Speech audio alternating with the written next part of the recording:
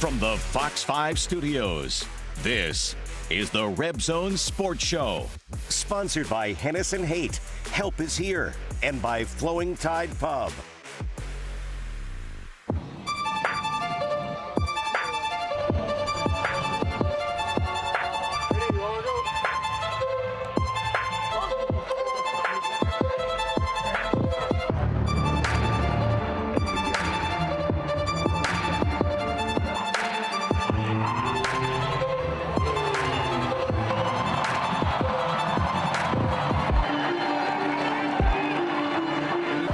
Here, coming out of the 2-minute timeout. Williams to the air to White, hauls it in, dives, touchdown UNLV. This one goes for 32. The third passing touchdown of the night from Haj Malik Williams. The second one to Ricky White, the third. I think we have a lot of mature guys on the team, so that was our whole standard. Hey, man, we know what happened. We know we're disappointed. We know we expect more, but it's time to go to work. We got another opportunity to play this game that we love, so let's go out and do our best, and that's what we did.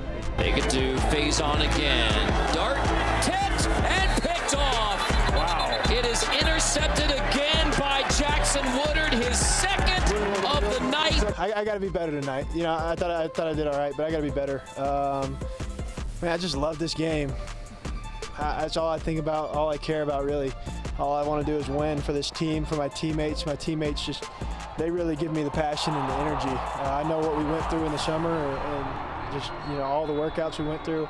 And I'm just blessed to be able to play the game, really. So I'm just thankful, really. Welcome into the RebZone. Week 7 of the college football season was a thriller, and Coach Odom's 5-1 Rebels continue to receive national recognition after dominating Utah State on Friday night, 50-34. And for the first time in program history, the Rebels have clinched 5 straight road games and will be looking to win their 6th straight road game this Saturday at Oregon State. UNLV off to a dominating start to Mountain West play. Here's a look at UNLV's 2 Mountain West wins this season.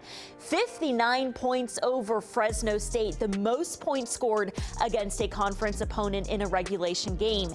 And UNLV's 41 first half points scored against Utah State are the most points scored in any half of football by UNLV versus an FBS opponent. The 5-1 Rebels are rolling this season, looking to win 6 straight road games at Oregon State. But first, let's check out the highlights from Friday night's thriller on the road.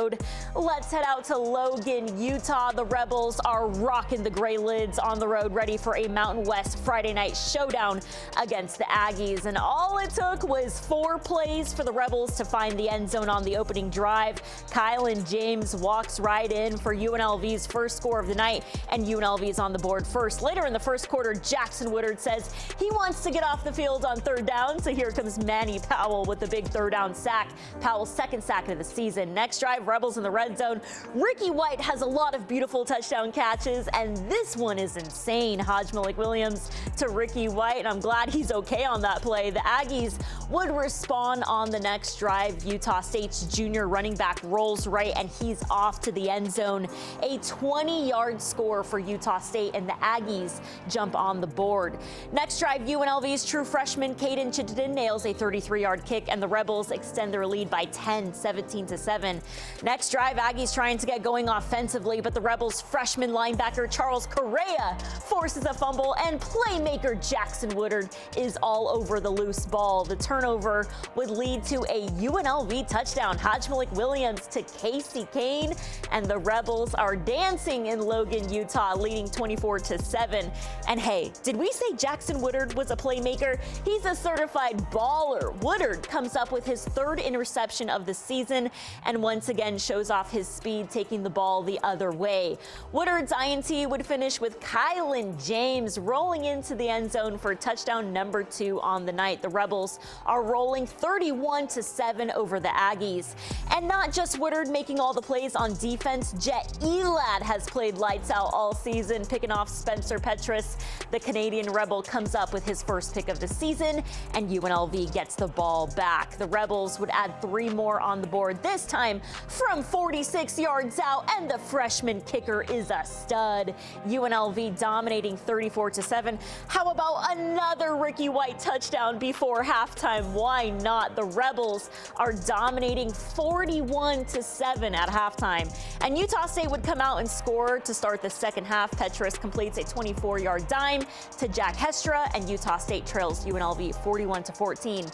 Now here's the Atlanta to Atlanta connection. Jet Thomas posted a career night on the road, rushing for 139 yards. UNLV rolls on 47-14, and the Aggies answer right back. Petras this time to Jalen Royals, and Utah State isn't breaking. The Aggies trail the Rebels 47-21, and Utah State would score 27 second half points.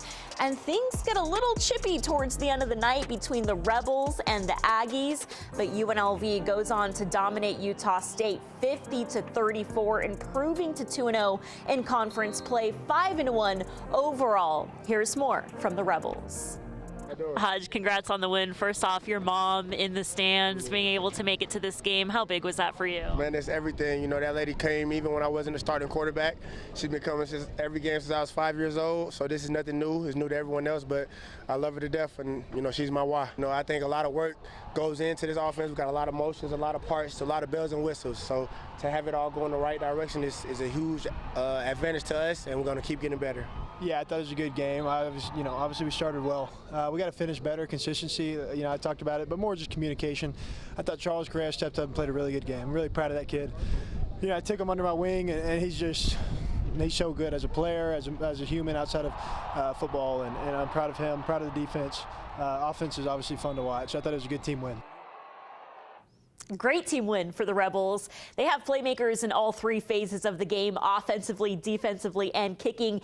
UNLV's go-go offense is averaging 45 points a game this season, and it really starts up front with the Rebels' veteran offensive line. And this week, UNLV football made its first ever appearance as one of 22 members named to the 2024 midseason honor roll of the Joe Moore Award, which is presented annually to the most outstanding offensive line unit in college football. UNLV's offensive front, overseen by assistant coach Vance Weiss, was cited by the committee for posting the most rushing yards for any team this season.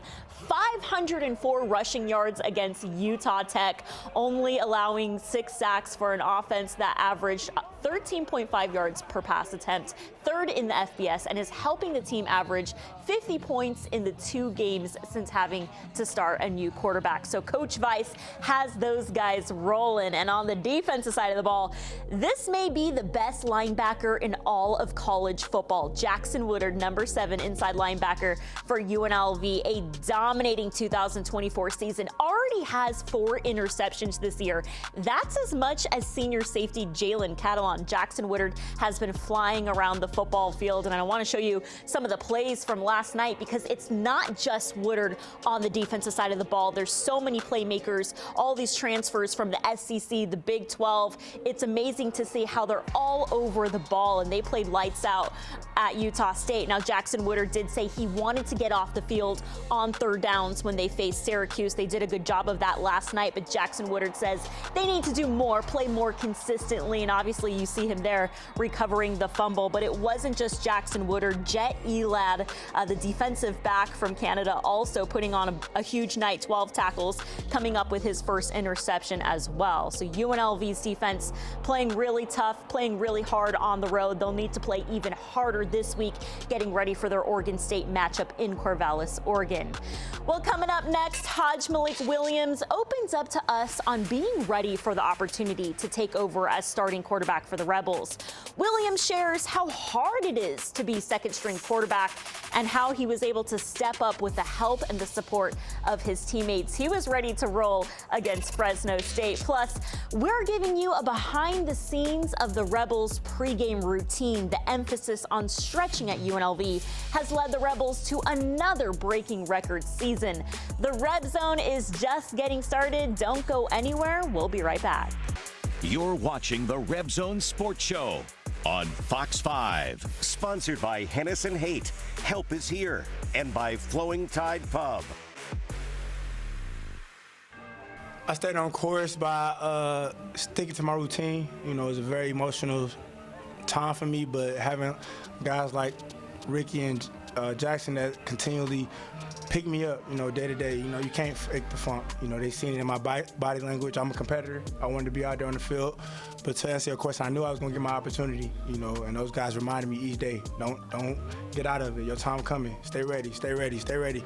And honestly, being on that side, I think second-string quarterback is probably one of the hardest positions ever, because you got to prepare as if you're the starter, and then, you know, you may not get in the game, you know. So, but having a great support system, you know what I mean, and the brotherhood that kept me upbeat, you know, that's really how I got through those dark times.